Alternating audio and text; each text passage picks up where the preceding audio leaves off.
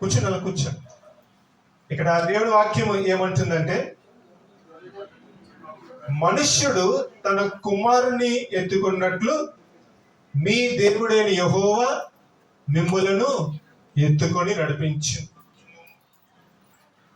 చంటి పిల్లలు ఉంటారు కదండి మన ఇంట్లో సర్వసాధారణంగా. చంటి పిల్లల్ని సాధారణంగా ఎవరు నడిపించరు. ఏం చేస్తారు? చక్కగా ఎత్తుకుంటారు వాళ్ళని. సాధారణంగా వాళ్ళని నడిపించరు. దేవుడి వాక్యం అంటుంది ఇక్కడ ద్వితీయోపదేశకాండం 1వ అధ్యాయం 31వ వచనంలో, ఐగుప్తులోను అరణ్యములోను మీ కొరకు చేసినట్లు ఇశ్రాయేలు ప్రజలకు దేవుడు ఐగుప్తు నుండి వెలుపలికి రప్పించడానికి, అదే రీతిగా వెలుపలి నుండి బయటికి వచ్చిన తర్వాత పాలు తేనెలు ప్రవహించు దేశములకు నడిపించు మార్గం అంతటిలోను దేవాది దేవుడైన తండ్రి అయిన దేవుడు ఏం చేశారంటే ఇశ్రాయేలు ప్రజలకు తోడుగా ఉండి నడిపించాడు. ఎట్టి మాదిరిగా నడిపించాడంటే, సముద్రమును 2 పాయలుగా చేశాడు. ఆయన ఆహారం ఇచ్చాడు, వారి దాహమును తీర్చాడు. శత్రువులు వారికి ఎదురైనప్పుడు శత్రువుల మీద వారికి విజయమునిచ్చాడు. అన్నిటికన్నా మిన్నగా ఏ ప్రజలనైతే దేవుడు ఐగుప్తు నుండి వాగ్దాన భూమికి నడిపించాడో గమనించండి, చాలా ముఖ్యమైనది. వారిలో అవిధేయత ఉన్న వాళ్ళని కూడా దేవుడు పక్కన పెట్టిస్తాడు. చాలా మంది ఇది చెప్పరు ఈ మాట. ఎర్ర సముద్రం 2 పాయలుగా చేశాడు, లేదంటే ఆకాశం నుండి మన్నాను కురిపించాడు, శత్రువుల మీద విజయమునిచ్చారు. దేవుడు ఇవన్నీ చేశాడు. తర్వాత ఇంకోటి కూడా చేశాడు. అవిధేయులను ఏం చేశారంటే వాగ్దాన భూమిలోనికి అడుగు పెట్టనివ్వలేదు. చూడండి, తండ్రి తన కుమార్ని ఎత్తుకుని నడిపించినట్టుగానే నడిపించాడు. కానీ ఎవరైతే దేవునికి లోబడి నడుచుకున్నారో వారు మట్టుకు మాత్రమే. ఎంతమంది వెళ్ళారమ్మా? Very good, God bless. 2 మట్టుకు మాత్రమే వెళ్ళారు. చూడండి, ఇంచుమించు 5-6 లక్షల కాల్బలం అని రాయబడి ఉంటుంది బైబిల్లో. కానీ ఎంతమంది చేరారు? 2. దేవుడు ఈ రోజున ఈ యొక్క వాక్య భాగం ద్వారా మనతో మాట్లాడుతున్న ఆ యొక్క మర్మం ఏమిటంటే, దేవుడు అద్భుతాలు చేస్తాడమ్మా. గమనించండి, మీ జీవితంలో ఆశ్చర్యకార్యాలు చేస్తాడు, మీ జీవితంలో సమృద్ధినిస్తాడు, మీ జీవితంలో ఏదైతే కుదుగున్న ప్రతి కొదులను తీరుస్తాడు. అయితే తుదమట్టుకు నడవాలంటే మనము దేవునికి లోబడి ఉండాలి, దేవునికి లోబడి నడుచుకోవాలి. అయితే కొన్ని సందర్భాలలో మనము దేవుని మాటలు పెడచెవిన పెడుతుంటాం. మన సొంత నిర్ణయాల ప్రకారం వెళ్తున్నప్పుడు మనము తప్పటడుగు వేయడానికి ఆస్కారము బహు ఎక్కువగా ఉంది. అయితే దేవుడు అంటున్నాడు వాక్యం ద్వారా, నేను ఆ యొక్క పిల్లలను ఎత్తుకున్నట్టుగా, కుమారుని ఎత్తుకున్నట్టుగా నేను ఈ రోజున మీ కుటుంబాన్ని ఎత్తుకుని నడిపిస్తానంటున్నాడు. జయరాజు గారి కుటుంబాన్ని నేనే ఎత్తుకుని నడిపిస్తానంటున్నాడు. వీరి యొక్క ఆత్మీయ ప్రయాణమును మనం గమనించినట్లయితే 5 విషయాలు చెప్తాను, 4 విషయాలు చెప్తాను. ఈ 4 విషయాలు వీరి జీవితంలో రుచి చూచినవే. ఈ 4 విషయాలు కూడా వీరి జీవితంలో రుచి చూచినవే. తండ్రి ఎట్టి రీతిగా ఇశ్రాయేలు ప్రజలను ఎత్తుకుని నడిపించాడు, అట్టి మాదిరిగానే దేవుడు వీరి కుటుంబాన్ని నడిపించాడు. మొదటిగా 4 విషయాలు చూద్దాం. మొదటిగా 118వ కీర్తన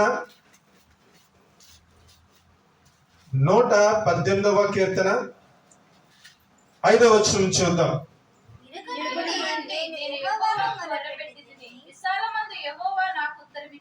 చాలమ్మా. మొదటిది, మీరు కష్టములో ఉన్నప్పుడు, ఇరుకులో ఉన్నప్పుడు దేవుడు ఈ కుటుంబాన్ని ఎత్తుకుని నడిపించాడు. దానికి ఈ భార్యాభర్తలే సాక్ష్యం. జయరాజు గారు, కృపామణి గారే ప్రత్యక్ష సాక్ష్యం. ఎన్నో ఇరుకులు వచ్చినప్పుడు వీరు చేసిన, లేదంటే దేవుడు ఆశించిన పని వీరు చేశారు. ఆ పని ఏంటంటే దేవునికి మొరపెట్టారు. దేవునికి మొరపెట్టారు. ఇరుకులో ఏమని రాయబడింది? ఇరుకులో నుండి నేను యెహోవాకు మొరపెట్టి తిని. ప్రతి ఒక్క కుటుంబము కానీ, లేదంటే ప్రతి ఒక్క వ్యక్తి కానీ గ్రహించవలసిన అతి ప్రాముఖ్యమైన విషయం ఏమిటంటే, ఇరుకులో ఉన్నప్పుడు నన్ను ఎత్తుకుని నడిపించే దేవుడు ఒకడు ఉన్నాడని గుర్తెరిగి గమనించినమ్మా.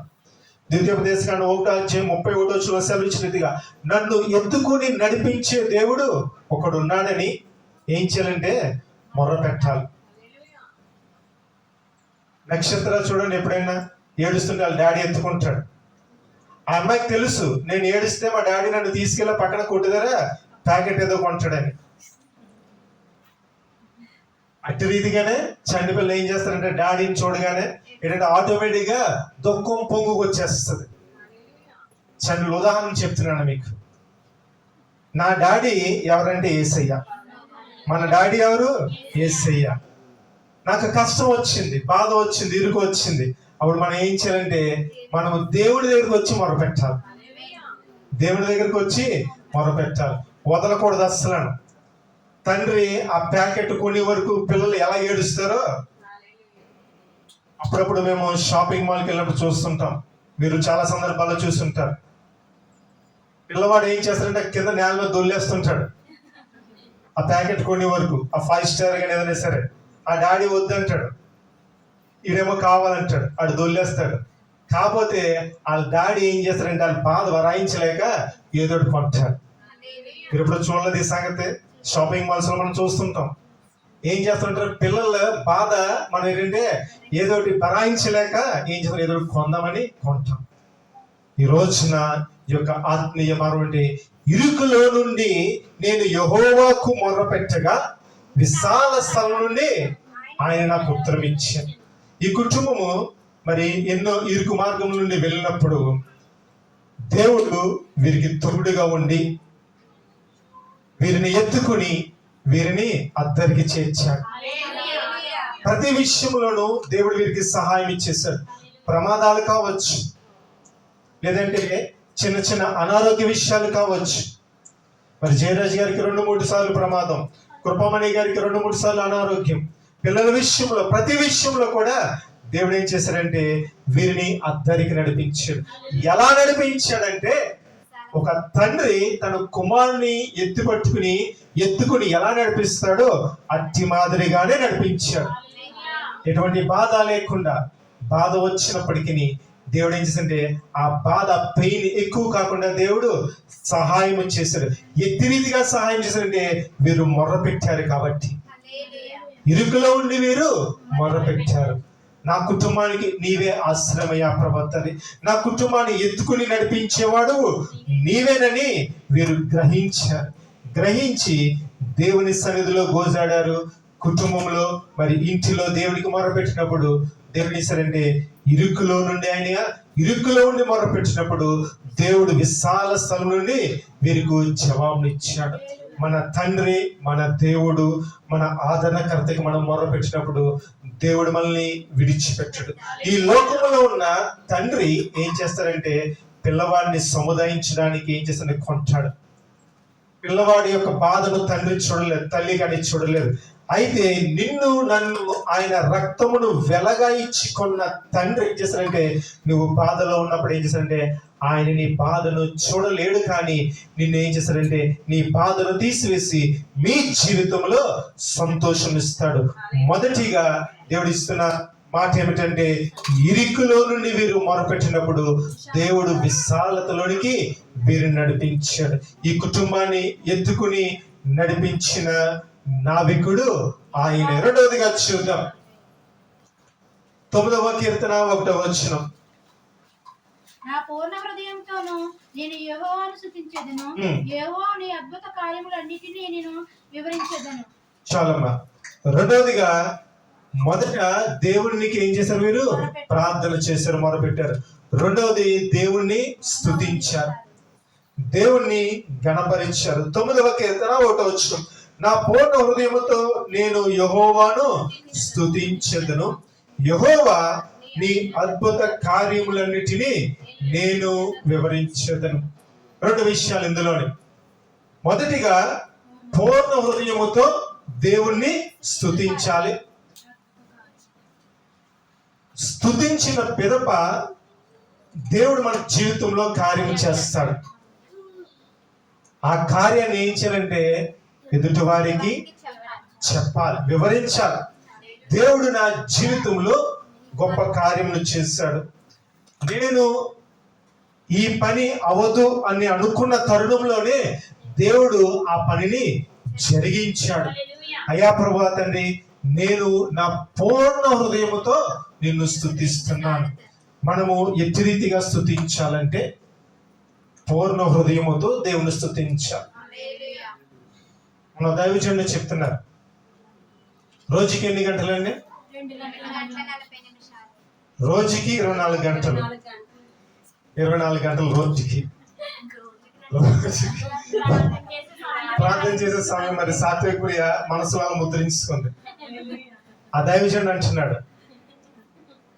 చాలా మంది ఈ రోజుల్లో ఏమని అడిగిన ఒకటి అంటారు, చాలా బిజీ అండి, మాకు అస్సలు కాలేదంటారు.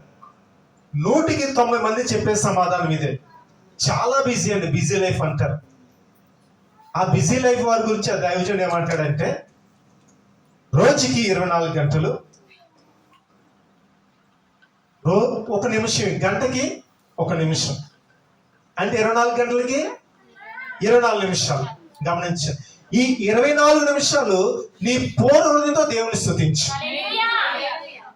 అర్థమైందమ్మా? అంటే 2 గంటల 40 నిమిషాలు దేవునికి కేటాయించొద్దని కాదు దీని అర్థం. మనం 2 గంటల 40 నిమిషాలు 10వ వంతు దేవునికి కేటాయించాలి. అయితే ఆయన ఏమంటాడంటే, నాకు లోకమే ప్రాముఖ్యం, దేవుడు తర్వాత అని అనుకుంటారు కొంతమంది. వారికి చెప్తున్న మాట ఏంటంటే, ముందు నువ్వు గంటకు 1 నిమిషం చెప్పిన 24 గంటలకి 24 నిమిషాలు దేవునికి చెల్లించు, తర్వాత నువ్వు 2 గంటల 40 నిమిషాల దాంట్లోకి ప్రయాణం చేస్తూ ఉంటావు. మొదటిగా మనం ఏం చేయాలంటే మన పూర్ణ హృదయముతో దేవుణ్ణి స్తుతించాలి. దేవుడు మన పట్ల చేసిన కార్యములు, ఇరుకులో ఉండి వీరు మొరపెట్టినప్పుడు దేవుడు ఏం చేశాడు? కార్యం చేశాడు. కార్యం చేసిన పెద్ద ఏం చేయాలి? వీళ్ళని కాదు, ఎవరైనా సరే ఏం చేయాలి? దేవుణ్ణి స్తుతించాలి. దేవా, నువ్వు చేసిన కార్యమును బట్టి నీకు స్తోత్రములయ్యా, నీవు చేసిన ఆశ్చర్య కార్యమును బట్టి నీకు స్తోత్రములయ్యా. మా యొక్క పెద్ద కుమార్తె అయ్యా ప్రభుత్వం నా యొక్క కార్యక్రమంలో లేకపోతే ఫంక్షన్ లో వర్షం రాకుండా నువ్వు కృప చూపించమని ఇప్పటికి జ్ఞాపకం చేసుకుని దేవుణ్ణి స్తుతించాలి. రీసెంట్ గా ఇక్కడ సోషల్ మీడియా ఎవరైనా చూస్తున్నారో తెలియదు, మొన్న లాస్ట్ వీక్ లో తెలంగాణ ప్రాంతంలో వర్షం వచ్చింది కదా, చక్కగా మరి బయట వాతావరణంలో పెళ్లి ఏర్పాటు చేసుకున్నారు. ఆ యొక్క గాలివానికి మొత్తం అంతా ఆ పెళ్లి పందిరి కుర్చీలు అన్నీ కూడా ఎగిరిపోయి అంత బలమైన గాలి వేసింది. చూడండి, ఎంతో ఖర్చు పెట్టుకున్నారు, వివాహం జరగలేదు, వేరే చోట ఎక్కడో జరిగింది. కానీ నా దేవుడు, నేను ఒక ప్రోగ్రామ్ పెట్టుకున్నప్పుడు దేవుడు ఏం చేశాడంటే ఆయన ఇచ్చిన వాతావరణంను అనుకూలించాడు. ఆయన దేవుణ్ణి మనం ఏం చేయాలంటే స్తుతించాలి. ప్రతి సమయమందును దేవుని స్తుతించాలి. ప్రభువా, ఈ రోజు నా భర్త ఆయా ప్రభుత్వ బయటికి వెళ్తున్నారు, క్షేమంగా మరలా నువ్వు గృహానికి తీసుకొచ్చు, అందును బట్టి నీకు స్తోత్రములు. నా పిల్లల చదువులను తోడుగునే ప్రభుత్వని కాలేజీకి క్షేమంగా తోడుకు వెళ్ళి క్షేమంగా నువ్వు గృహానికి నడిపించు, అందును బట్టి నీకు స్తోత్రములు. చక్కటి ఆరోగ్యములు ఇచ్చు, అందును బట్టి నీకు స్తోత్రములని దేవునికి ఏం చేయాలంటే మనము స్తుతి చెల్లించాలి. స్తుతి చెల్లించి ఆదివారం ఏం చేయాలంటే సాక్ష్యమును తెలియచేయాలి. ఒక పాస్టర్ గారు ఎలా అన్నారు, చాలా మంది సాక్ష్యాలు చెబుతారు. ఆ సాక్ష్యాలు ఎలా ఉంటాయంటే దానికి ఎండింగ్ అంటూ ఉండదు. దానికి ఇంటి దగ్గర తలుపు తాళం వేశారండి, తాళం సరిగ్గా పడలేదండి, బండి స్టాండ్ తీశానండి, కిక్ కొడుతుంటే కిక్ అవ్వలేదండి, మధ్యలో పెట్రోల్ బంక్ దగ్గరికి వెళ్ళానండి, వాడు చిల్లర లేదన్నాడండి. ఇవన్నీ చెప్పిన తర్వాత దేవుడు నాకు ఆరోగ్యం ఇచ్చాడంటారు. జనాలందరూ గుర్తుపెట్టుకున్నది ఏంటి? పెట్రోల్ బంక్ కూడా చిల్లర ఇవ్వలేదని గుర్తుపెట్టుకుంటారు, బండి స్టార్ట్ అవ్వలేదని గుర్తుపెట్టుకుంటారు. కానీ దేవుడు చేసిన కార్యం ఏంటి? చక్కటి ఆరోగ్యం ఇచ్చాడు. అందుచేత నా దైవజనుడు ఏమన్నారంటే, అందరూ సాక్ష్యాలు చెప్పండి. ఎలాగంటే, దేవా, గతించిన ఆదివారం మొదలుకొని ఈ ఆదివారం వరకు నువ్వు నన్ను భద్రపరిచావు, నాకు ఆరోగ్యం ఇచ్చావు, నా కుటుంబాన్ని సంరక్షించావు, అందుని బట్టి నీకు స్తోత్రములు. ఆమేన్. ఎంత బాగుంది సాక్ష్యం ఇది, అందరికీ అర్థమవుతుంది. బండి ఆగిపోయిందండి, ఈ లోపల మా ఆయన రాకపోతే నా ఆటో వైపు వచ్చానండి, నడిచి వచ్చానండి. ఇది కాదు కరెక్ట్ అయిన సాక్ష్యం. కరెక్ట్ అయిన సాక్ష్యం అలా చెప్పాలంటే దేవునికి మహిమకరంగా మనం సాక్ష్యం చెప్పాలి. దేవుని మనం ఎలా చేయాలంటే స్తుతించాలి. నీవు చేసిన మేలుని బట్టి నీకు స్తోత్రమయ్యా ప్రభుత్వం. ఏం చేయాలంటే మనము దేవుణ్ణి గణపరుస్తూ దేవుణ్ణి మనం ఏంటంటే కొనియాడాలి. మనం సాక్ష్యంలోని ఎప్పుడు మనం హెచ్చించుకోకూడదు. హెచ్చవలసినది ఆయనే. ఆయన లేకపోతే నేను లేనయ్యా ప్రభాతండి. నీవు నా జీవితంలో లేకపోతే నా కుటుంబ జీవితంలో అద్భుతంలో జరిగేవు కాదయ్యా ప్రభాతండి. నీవే నా కుటుంబాన్ని ఎంతగానో బలపరిచే ప్రభాతండి, నా కుటుంబాన్ని ఎంతగానో ఆశీర్వదించి నడిపిస్తున్నామని మనము అనుదినము దేవుణ్ణి స్తుతిస్తూ దేవుణ్ణి మహింపరుస్తూ దేవుని కనపరచాలి. మూడవదిగా చూద్దాం, నిర్గమాకాండము 24వ అధ్యాయము 7వ వచనం. నిర్గమాకాండము 24వ అధ్యాయం 7వ వచనం. తీసుకొని ప్రజలకు వినిపించగా వారు యెహోవా చెప్పినట్టు చేయుచు విధేయులై ఉండమని. చాలా నిర్గమాకాండము 24వ అధ్యాయం 7వ వచనం. అతడు జాగ్రత్తగా గమనించండి. అతడు నిబంధన గ్రంథమును తీసుకొని ప్రజలకు వినిపింపగా, చూడండి, మొదటిగా ఇరుకులో నుండి ప్రార్థన చేస్తే దేవుడు విశాలతలోకి నడిపించాడు. దాన్ని బట్టి మనం ఏం చేయాలంటే దేవుణ్ణి స్తుతించాలి, దేవునికి సాక్ష్యమును తెలియచేయాలి. అయితే మూడవదిగా విధేయత చూపించాలి. ఎట్టి రీతిగా విధేయత చూపించాలంటే, మందిరానికి వెళ్ళిన తర్వాత దైవజనుడు వాక్యమును బోధించేటప్పుడు, వాక్యమును సంఘానికి చెప్పేటప్పుడు శ్రద్ధగా వాక్యమును వినాలి. ఇక్కడ ఏమని రాయబడింది? ప్రజలకు వినిపింపగా వారు యెహోవా చెప్పినవన్నీ చేయుచు. పరిశుద్ధ గ్రంథము దైవావేశం వల్ల రాయబడిందని దేవుడి వాక్యము సెలవిస్తున్నది. అయితే పరిశుద్ధ గ్రంథములో ఏదైతే పొందుపరచబడినది దైవజనుడు చెబుతున్నాడో గమనించండమ్మా. దేవుని గ్రంథములోనిది ఆ యొక్క దైవజనుడు చెబుతున్నది మనము పాటించాలి. పరిశుద్ధ గ్రంథములో లేనిది చెబితే మనం దైవజనుడు అడగవచ్చు, ఏంటయ్యా దైవజనుడా, పరిశుద్ధ గ్రంథంలో ఇది లేదు, నువ్వు అంటున్నావు, ఇది ఎంతవరకు సమంజసం అని అడగవచ్చు. అందుచేతనే దేవుడి వాక్యము చాలా తేటగా రాయబడింది. ఏదైతే బోధించబడిందో పరిశుద్ధ గ్రంథం నుండి, దానిని మనం ఏం చేయాలంటే చెప్పినవన్నీ చేయుచు విధేయులై మనము మసులుకోవాలట. విధేయులై మసులుకోవాలి. నా విశ్రాంతి దేవుని పాటించమని దేవుని వాక్యము సెలవిస్తుంది. నా విశ్రాంతి దేవుని దొంగిలించవద్దని దేవుని వాక్యము సెలవిస్తుంది. నువ్వు దేవుని యందు భయభక్తులు కలిగి జీవించని దేవుని వాక్యం సెలవిస్తుంది.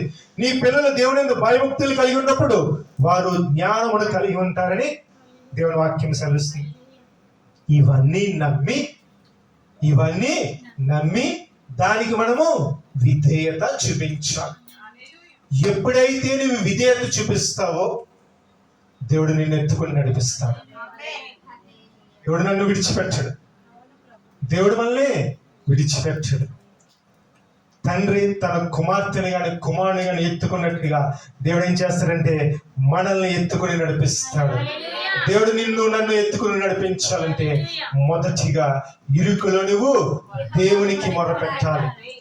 రెండవదిగా దేవుడు నీకు చేసిన మేలు బట్టి బాటమ్ మై హార్ట్, నా హృదయ లోతుల్లోంచి నేను ఏం చేయాలంటే దేవుని స్తుతించాలి.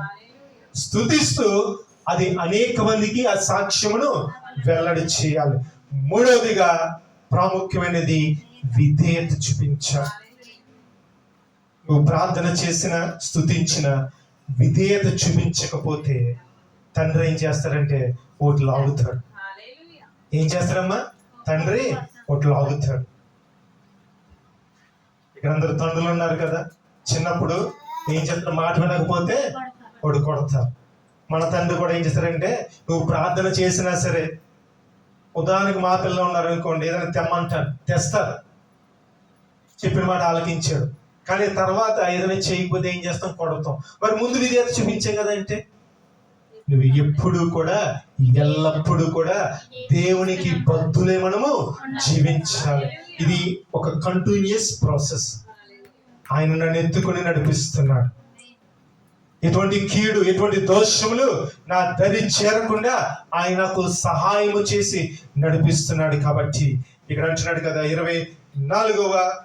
24వ అధ్యాయం నిర్గమాకాండం 7వ వచనములో వారు విధేయులమై ఉందుమని చెప్పి, దైవజనుడు పరిశుద్ధ గ్రంథం నుండి ఏ వాక్యమును బోధించినప్పటికీ మనం హృదయంలో అనుకోవాలి, మేము విధేయులమై నడుచుకుంటాం ప్రభా, నీ ఆజ్ఞను అనుసరించి మేము నడుచుకుంటాం ప్రభా, నీవే మమ్మల్ని ఎత్తుకుని నడిపించని మనము దేవునికి ప్రార్థించాలి. 4వదిగా చూద్దాం, 122వ కీర్తన 6వ వచనం. యెరూషలేము యొక్క క్షేమము కొరకు ప్రార్థన చేయుడి, యెరూషలేమా నిన్ను ప్రేమించువారు వర్ధిల్లుదురు. చాలా 122వ కీర్తన 6వ వచనం. యెరూషలేము యొక్క క్షేమము కొరకు ప్రార్థన చేయుడి, యెరూషలేమా నిన్ను ప్రేమించువారు వర్ధిల్లుదురు. నా తండ్రి నన్ను ఎత్తుకుంటున్నాడు, నా తండ్రి నేను ఏం చేయలే? ప్రేమించాలి. పక్కని ప్రేమిస్తానా? నా తండ్రి నన్ను కష్టంలో ఉన్నప్పుడు నన్ను ఎత్తుకుని నడిపిస్తున్నప్పుడు నేనేం చేయాలి? నా తండ్రిని మట్టుకు మాత్రమే ప్రేమించాలి. అన్య దేవతల వైపు నేను చూడకూడదు, విగ్రహాలకు నేను పూజించకూడదు. నేను నా దేవుని వైపే చూస్తూ నేను ముందుకు సాగిపోవాలి. అందుచేత ఇక్కడ కీర్తనకారుడు అంటున్నాడు, యెరూషలేము యొక్క క్షేమము కొరకు ప్రార్థన చేయుడి, యెరూషలేమా నిన్ను ప్రేమించేవారు వర్ధిల్లుదురు. దేవుణ్ణి ప్రేమించేవారు వర్ధిల్లుతారట. దేవుణ్ణి ప్రేమిస్తే వారు ఎలా ఉంటారంటే వర్ధిల్లుతారు. మీరు ఫలించి విస్తరించి అభివృద్ధి చెందని ఆదికాండం 1వ అధ్యాయం 28వ వచనంలో రాయబడి ఉంది. మనము వర్ధిల్లాలంటే దేవుణ్ణి ప్రేమించాలి. నేను దేవుణ్ణి ప్రేమిస్తూ ఆయన మార్గములో, నేనే మార్గము సత్యము జీవము అన్నాడు. దేవుడు లోకముని ఎంతో ప్రేమించినని దేవుని వాక్యం అంటుంది యోహాను సువార్తలో. అయితే ఆ లోకము, దేవుడు లోకముని ఎంతో ప్రేమిస్తున్నాడు. మరి నేను దేవుణ్ణి ప్రేమిస్తున్నానా లేదా? ఆయన నన్ను ఎత్తుకుని నడిపిస్తున్నాడు. నాకు ఇరుకంటే విశాలతలో నడిపించాడు ఆయన. నా పూర్ణ హృదయంతో నేను దేవుణ్ణి స్తుతిస్తుంటే నా జీవితంలో ఎన్నో సాక్ష్యములు ఇచ్చాడు. నేను విధేయత చూపించినప్పుడు దానికి తగిన బహుమానమైన ఇచ్చాడు. 4వదిగా నేను ఆయన్ని ప్రేమించినట్లయితే గనక నేను వర్ధిల్లుతానట. ఈరోజు కుటుంబంతో దేవుడు మాట్లాడుతున్నాడు. దేవుడు మీ కుటుంబాన్ని ఎత్తుకుని నడిపిస్తున్నాడు. ఇశ్రాయేలు ప్రజలు ఐగుప్తు నుండి ఎలా నడిపించాడు, అరణ్య మార్గంలో దేవుడు ఎట్టి రీతిగా తోడుగు నడిపించాడు. ఒకసారి మీ జీవితంలో తొలిన దినాలను జ్ఞాపకం చేసుకుంటే గనక ఈ యొక్క వాక్యములు ప్రతిదీ కూడా మీకు చక్కగా యాప్ట్గా సరిపోతాయి. ఇరుకులో దేవుడు మీకు విశాలతను ఇచ్చాడు. ఎంతో కన్నీరు కారుస్తూ దేవుని సన్నిధికి వచ్చినప్పుడు దేవుడు వీరి మొరను విన్నాడు. నేనున్నాను, నేను నీకు సహాయం చేస్తాను, నీ దుఃఖాన్ని నేను తీసివేస్తాను అన్నాడు. ఇక మీదట నువ్వు కన్నీళ్ళు విడు అన్నాడు. దేవుడు ప్రతి విషయంలోనూ దేవుడు వీరికి సహాయం చేస్తాడు. దేవుడు వీరిని వర్ధిల్లింప చేస్తానంటున్నాడు. గత కాలం అంతా దేవుడు ఎన్నో కార్యములు చేశాడు, భవిష్యత్తులో కూడా దేవుడు చేస్తానంటున్నాడు. దేవుడు ఆ మాట చూద్దాం. చూడండి, యెషయా గ్రంథము 54వ అధ్యాయం 3వ వచనం. కుడివైపునకు ఎడమవైపునకును ఉమ్. నీవు వ్యాపించెదవు. ఉమ్. నీ సంతానము ఉమ్. అన్యజనముల ఉమ్. దేశమును ఉమ్. స్వాధీనపరచుకొనును. ఉమ్. పాడైన పట్టణములను ఉమ్. నివాస స్థలములుగా చేయును. చాలమ్మా. యెషయా గ్రంథము 54వ అధ్యాయం 3వ వచనంలో దేవుడు అంటున్నాడు, దేవుడు వీరిని ఎలా చేస్తాడంటే కుడి వైపునకును ఎడమ వైపునకును వ్యాపింప చేస్తాడట. చూడండి ఎంత గొప్ప వాగ్దానం ఇస్తుందో. నీ సంతానము అన్యజనుల దేశమును స్వాధీనపరచుకును. దేవుడు మీ కుటుంబంతో మాట్లాడుతున్నాడు. మీ జీవితంలో దేవుడు కార్యము చేయాలని ఆసక్తి కలిగి ఉన్నాడు. అయితే ప్రియమైన సహోదరుడా, దేవునికి దూరం అవ్వద్దని దేవుని వాక్యము సెలవిస్తున్నాడు. దేవుడు మిమ్మల్ని ఎంతగానో ప్రేమిస్తున్నాడు. మీరు కూడా అట్టి రీతిగానే దేవుని పట్ల ప్రేమను కలిగి ఉండాలి. ఎప్పుడైతే దేవుని ప్రేమిస్తారో మీరు వర్ధిల్లుతారు. ఆ వర్ధిల్లే విధానము ఎలా ఉంటుందంటే, ఉన్న చోటనే కాదు, కుడి వైపునకును ఎడం వైపుకును మీరు వ్యాపిస్తారు. మీ శత్రువులు మిమ్మల్ని చూచి, నా శత్రువులు ఎదురు నువ్వు నాకు భోజనం సిద్ధపరుస్తావు. అట్టి రీతిగా దేవుడు చక్కటి మీల్ని సిద్ధపరుస్తాడు. దేవుడు అంటున్నాడు, నేను నిన్ను ఎత్తుకుని నడిపిస్తున్నాడు. మీ కుటుంబాన్ని నీకు కలతేలా, దిగులేలా, చింతేలా, నువ్వు నన్ను ప్రేమించు, నేనే కదా నిన్ను ఆస్వాదించు, నీకున్న ప్రతి అవసరతలను నేనే కదా తీర్చి మీ జీవితంలో సమృద్ధినిచ్చేది, దీవెనకరమైన వర్షములు కుమ్మరించేది నేనే అంటున్నాడు. చివరిగా అంటున్నాడు, నీవు కుడి వైపునకును ఎడమ వైపును వ్యాపించు. నీ సంతానం అంటున్నాడు. చూడండి, నీ సంతానము అన్యజనుల దేశమును స్వాధీనపరచుకొను. దేవుడు వీరి పూర్వీకుల ఆస్తి విషయంలో దేవుడు కార్యము చెబుతున్నాడు. అయితే ఆ కార్యము మీ జీవితంలో సఫలం అవ్వాలంటే మొదటిగా దేవుణ్ణి ప్రేమించాలి. దేవుణ్ణి ప్రేమించకుండా అనొచ్చు, దేవుడు మాకు వాగ్దానం ఇచ్చాడు కదండి, ఆ వాగ్దానము ఎందుకు నెరవేరలేదని మనకి సందేహం రావచ్చు.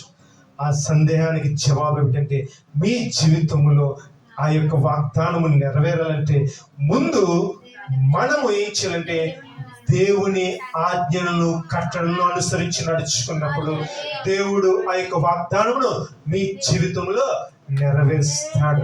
ఆ యొక్క ఏదైతే ఆశను మీరు కలిగి ఉన్నారో ఆ ఆశను దేవుడు నెరవేరుస్తాడు. దేవుడు మిమ్మల్ని, మీ కుటుంబాన్ని ఎత్తి పెట్టుకుని నడిపిస్తానంటాడు. సామెతలు 8వ అధ్యాయము 21వ వచనంలో మాట ఉంటది, నన్ను ప్రేమించే వారిని ఆస్తికర్తలు వారి నిధులను నేను నింపుతానంటది. 40 రోజుల ఉపవాస ప్రార్థనలకు ఇదే మొదటి వాగ్దానం. నా పాస్టర్ గారితో అన్నాను మాట అన్నమాట, దేవుడు 40 వాగ్దానాలు ఇచ్చాడు కదా. 40 వాగ్దానాలు ఎవరైతే చూడకుండా రెఫరెన్స్లతో చెప్తారో వారికి దేవుని చిత్త ప్రకారం మంచి గిఫ్ట్ ఇద్దామని నాకు ఆలోచన వచ్చిందని పాస్టర్ గారితో చెప్పాను. అర్థమైందమ్మా? 40 వాగ్దానాలు దేవుడు మనకి ఇచ్చాడు. ఈ 40 వాగ్దానాలు విత్ రిఫరెన్స్ ఎవరైతే చెప్తారో క్రిస్మస్ లోపల, ఇప్పుడు క్రిస్మస్ లోపల దేవుని చిత్తం మీద వారికి దేవుడు చక్కటి మరి బహుమతిని ఇద్దామన్నాను. చూద్దాం మరి ఎంతవరకు మరి దేవుడు ఇచ్చిన ఆలోచన ఇది. ఎందుచేతంటే మొట్టమొదటిగా పరిశుద్ధ ప్రార్థన మందికి 40 వాగ్దానాలు దేవుడు ఇచ్చాడు. దాన్ని చక్కగా ప్రింటింగ్ వేయడం కూడా జరిగింది. మరి సాత్విక ప్రేమ దేవుడు బహుగా ఆశీర్వదించిన గాక. మరి ఆ వాగ్దానాలు మనము అనుదినము జ్ఞాపకం చేసుకున్నాం అనుకోండి, మనకు ప్రతి విషయంలోనూ దేవుడు సహాయం చేస్తాడు. దేవుడు అంటున్నాడు, మీ కుటుంబంలో కుడి వైపునకును ఎడమ వైపునకును వ్యాపకం చేస్తాడు. అట్టి రీతిగా మీరు వర్ధిల్లాలంటే దేవుణ్ణి మీరు ప్రేమించాలి. కష్టం వచ్చినప్పుడు దేవునికి మొరపెట్టాలి. ప్రతి విషయంలోనూ కృతజ్ఞతాపూర్వకంగా మీ విన్నపములు దేవునికి తెలియచేయాలి. ప్రతి విషయంలోనూ దేవునికి మీరు లోబడి జీవించాలి. ఒకవేళ దేవునికి అవిధేయులుగా ఉంటే దాన్ని తగిన ప్రతిఫలం మనము పొందుకుంటాం. దేవుడు అంటున్నాడు, నేను నిన్ను ఎత్తుకొని నడిపించేవాడు నేనే. ఆ విషయంలో మర్చిపోతామా? ద్వితీయోపదేశకాండం 1వ అధ్యాయము 31వ వచనంలో మనం చదువుకున్న రీతిగా తండ్రి తన కుమారుని ఎత్తుకుని ఎట్టి రీతిగా నడిపిస్తాడో దేవుడు అట్టి రీతిగా మీ కుటుంబాన్ని ఎత్తుకొని నడిపిస్తున్నాడు. దేవుడి మాటలు మనం వెనుకిట్లో దీవించగా ప్రార్థన చేసుకుందాం. మహిమ గల తండ్రి, మహోన్నతుడా, నీకు స్తోత్రాలు చెల్లిస్తున్నామయ్యా. వెత్తబడిన వాక్యాన్ని బట్టి నీకు స్తోత్రమయ్యా. ఈ కుటుంబాన్ని ప్రభుత్వాన్ని నడిపించే నావికుడు నీవనే ప్రభుత్వాన్ని, ఈ కుటుంబాన్ని ఎత్తుకునే ప్రభుత్వాన్ని నడిపించే తండ్రి నీవనే ప్రభుత్వాన్ని, ఈ కుటుంబాన్ని ఎత్తుకొని నడిపించే యా ప్రభుత్వాన్ని ఆదరణకర్తవు నీవనే యా ప్రభుత్వాన్ని, ఈ కుటుంబం చుట్టూ నీ కాపుదల నుంచి యా ప్రభుత్వాన్ని చెప్పబడిన 4 విషయంలో యా ప్రభుత్వాన్ని యాప్రత నీ పాదాల చెంత పెడుతున్నాం. వీరాను దినమ నీకు మొరపెట్టే రీతిగా ఉండాలి. యా ప్రభుత్వని నిన్ను ప్రేమించే వారిగా ఉండాలి. ప్రభుత్వని నీకు విధేయత చూపిస్తున్న ప్రభుత్వని నీ మార్గంలో అయా ప్రభుత్వని నడుచుకునే వారిగా ఉండాలి. ప్రభుత్వని నిన్ను ప్రేమించే బిడ్డలుగా ఉండాలి. ప్రభుత్వని అట్టి రీతిగా కుటుంబాన్ని నిలబెట్టబడుతున్నాం. కూడి వచ్చిన సంఘాన్ని బట్టి నీకు స్తోత్రాలు చెల్లిస్తున్నదని ప్రభుత్వని విత్తబడిన వాక్యము ప్రతి ఒక్క బిడ్డ జీవితంలో ప్రభుత్వని నాటబడాలి. ప్రభుత్వని వారి ప్రభుత్వని వ్యాపించాలి. ప్రభుత్వని అభివృద్ధి చెందాలి, వర్ధిల్లాలి. ప్రభుత్వని అట్టి రీతిగా ప్రతి ఒక్క సంఘటనను బలపరచమని యేసు నామమున ప్రార్థన అడిగి వేడుకొనుచున్నాము తండ్రి. ఆమేన్.